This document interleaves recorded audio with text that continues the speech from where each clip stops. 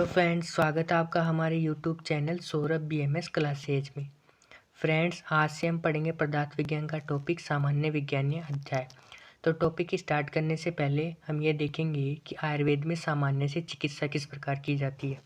सामान्य का जनरल अर्थ होता है वर्दी करना, और आयुर्वेद में स्वस्थ व्यक्ति वह होता है जिसके दोष धातु आदि साम्यावस्था में बने रहें। तो अगर दोषों का क्षय हो जाए यानी दोषों में कमी हो जाए और उनका स्तर साम्यावस्था से कम हो जाए तो व्यक्ति रोगी हो जाएगा। तो उन दोषों की वापस वृद्धि करके उनको साम्यावस्था पर लाना पड़ेगा जिससे व्यक्ति स्वस्थ हो जाए। तो दोषों की वृद्धि करके उनको साम्यावस्था पे लाना ये सामान्य द्वारा संभव होता है। अर्थात सामान्य द्वारा दोषों की वृद्धि की जाती है, धातुओं की वृद्धि की जाती है, मलों की वृद्धि की जाती है। अर्थात आयुर्वेद में सामान्य का अर्थ हो गया वृद्धि करना। अब जस्ट अगला टॉपिक रहेगा अपने पास सामान्य की परिभाषा या लक्षण का। तो इसके 3 कोटेशन है, जिसमें first quotation very very important है। और फर्स्ट कोटेशन है सर्वदा सर्वभावानाम सामान्यम वर्दी कारणम।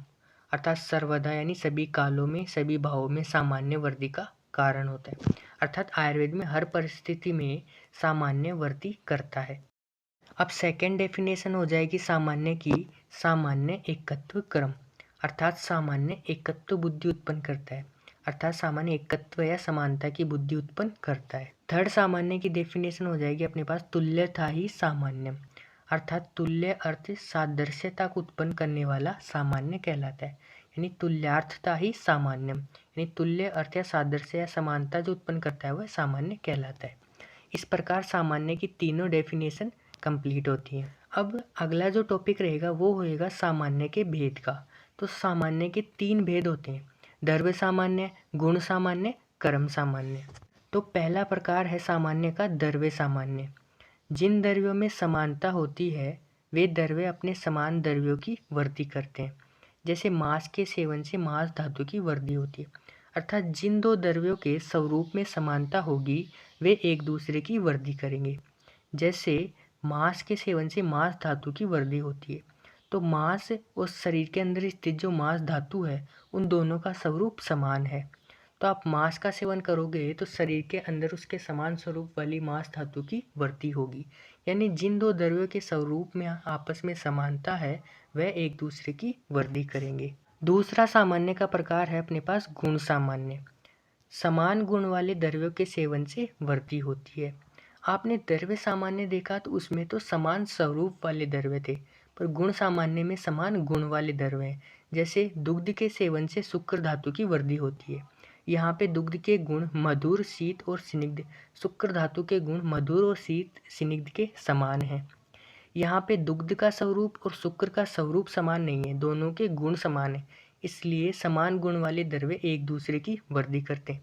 जबकि द्रव्य सामान्य में आपने देखा दोनों का स्वरूप समान था, जबकि गुण सामान्य में दोनों के गुण समान है। दुग्ध के गुण है मधुर, शीत और स्निग्ध, और शुक्र के गुण है मधुर, शीत और स्निग्ध। इसलिए दुग्ध का सेवन करने से शरीर के अंदर स्थित शुक्र धातु की वृद्धि होती है। तीसरा सामान्य का प्रकार आता है अपने पास क्रम सामान्य। अर्थात समान कार्य करने से उसके समान ही शरीर के अंदर स्थित कार्य की वृद्धि होगी। यानी जो शरीर के अंदर स्थित कार्य हैं उसके समान ही अगर अपने कार्य करें तो शरीर के अंदर स्थित उस कार्य की वृद्धि होगी। जैसे वात दोष के जो कर्म होते हैं वो चंचलता से रिलेटेड होते हैं, कफ दोष के कर्म होते हैं वो मंदता से रिलेटेड होते हैं। यानी कफ दोष कम चंचल होता है और वात दोष अधिक चंचल होता है। तो अगर आप बैठे रहोगे या आराम करोगे या चंचलता से रहित जो कार्य करोगे, यानी आराम वाले जो कार्य करोगे, बैठे रहना, आराम करना, नींद लेना, तो इनसे तो कफ दोष की वृद्धि हो जाएगी। पर आप चंचलता से रिलेटेड कार्य जैसे व्यायाम, उछल कूद, मेहनत आदि करोगे तो वात दोष की वृद्धि हो जाएगी। यानी समान कार्य करने से उसके समान ही शरीर के अंदर स्थित कार्य की वृद्धि होती है। अगर आप आराम वाले कार्य करोगे तो कफ दोष की वृद्धि हो जाएगी, और अगर आप उछल कूद, मेहनत, व्यायाम वाले काम करोगे तो वात दोष की वृद्धि हो जाएगी। ठीक इस प्रकार से अपना सामान्य विज्ञानीय अध्याय यहाँ पे समाप्त होता है। Thanks for watching.